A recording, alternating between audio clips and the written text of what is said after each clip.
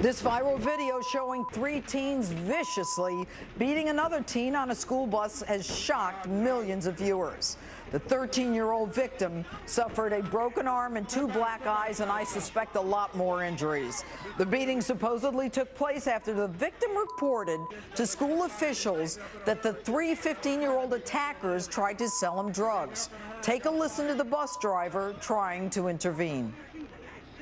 You gotta get somebody here quick. They're about to beat this boy to death over here. Please get somebody here quick. And they still do it. I know I can do. That bus driver has come under fire for not stepping in sooner.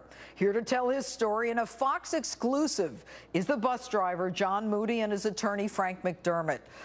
Gentlemen, thanks for being with us. John, you're the driver. I'm going to go right to you. You did not physically intervene. Do you wish that you had?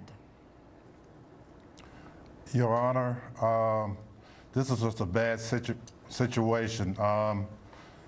It started at school. They let the kids get on the bus in the afternoon and didn't give me a heads up or anything as to what happened in school. So I didn't have a clue. Okay, John, one of the things that we don't know, was the bus moving at the time? No, the bus had stopped. Was it still on school grounds? No, it was on a private road, on the road. Okay. I was stopping to let the student off. All right. Now, these 3 teens, had you had trouble with them before? No, I had not. Okay. Not during the summer, anyway. Okay. And are you sorry you didn't intervene? Well, I'll tell you like this, Your Honor. I had nightmares over it. I wanted to do something, but policy said the bus driver should not intervene in a fight like that. Call it in, get some help out there. How long did it take to get help? How long did it take to get help, John? Your Honor, I'm not sure. It probably took about 5 or 10 minutes. Frank, do you know how long it took for help to get there? It was about 3 or 4 minutes before help got out there. I know that once Mr. Moody called dispatch, they got on the line and they started calling law enforcement officers out to the scene. All right. And John, you made the decision to retire. Were you asked to retire, or is this something that you did on your own? No, it has nothing to do with my retirement. I was going to do that anyway. And John, you know, this young boy, the 13-year-old, you were very upset as you watched that beating. Was there any other student on the bus who tried to help the 13-year-old? No, because the bus was just so crowded, and the kids are not supposed to get involved in it either. Yeah, I had 45 kids on the bus. How many kids on the bus?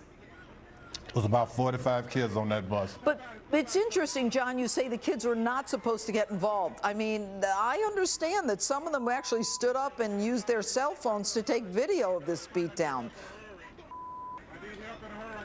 Yes, they did, which that's a no-no. Well, you know, shame on them. Anyway, John and Frank, thank you for being with us this evening. And joining me now is Florida prosecutor Stacey Honowitz. Stacey, everyone, including me, is furious about this horrific beatdown on a school bus, the place where we put our children to get to school safely. Can these 15-year-olds be charged as adults? Absolutely, Judge. Under Florida law, they're going to be charged with aggravated battery. They intentionally hit this kid, and they caused serious bodily injury, permanent disfigurement, and serious harm. So they can be waived up to adult court, or there can be a direct file because of the seriousness of the crime, even if they didn't have any prior contact with the criminal justice system. All right, and quickly, do we know whether they had any prior contact? Are you aware of whether there was any juvenile record or any other contact?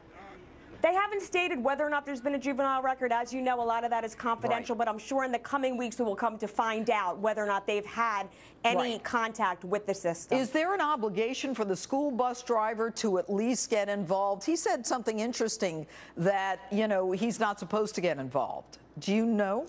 Well, Well, every school has a policy, but certainly they're not charging him with neglect of a child, which is something morally everybody looks at and says, why isn't he being charged? But legally, he had no obligation to get involved. Certainly there's going to be lawsuits to say that he breached his duty. I don't know how successful they're going to be because you know, he does not have an Stacey, obligation. what's interesting is that he came out right away and said the school didn't tell me that there had been a problem.